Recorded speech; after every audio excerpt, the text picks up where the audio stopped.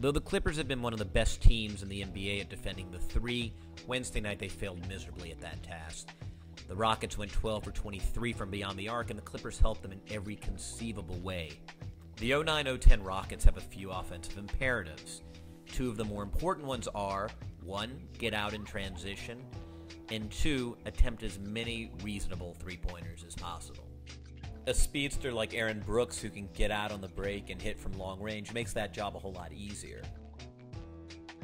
Under no circumstances will the Rockets just kindly allow you to settle back into your defense. Even after made buckets on the other end, Houston will attack immediately before opponents can find their defensive assignments.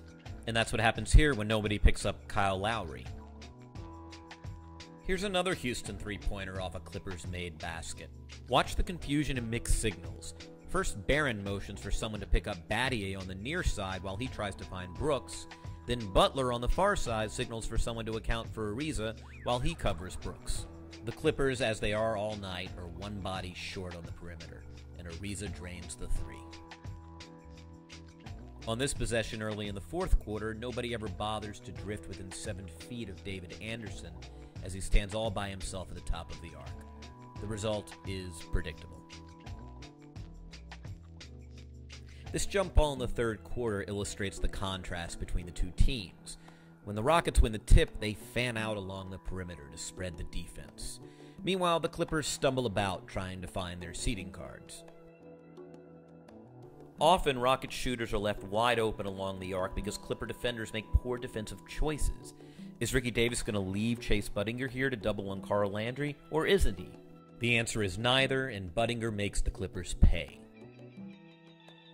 About a minute and a half later, Budinger is again the happy recipient of Ricky Davis's defensive generosity. Rather than follow Budinger to the arc, Davis instead chooses to be one of 4 defenders to collapse on Kyle Lowry. Here, Shane Battier gets a clean look when Thornton decides to leave him to double Luis Scola, who's up against Camby. Most of these shots are preventable, but every once in a while a good team executes a nice set.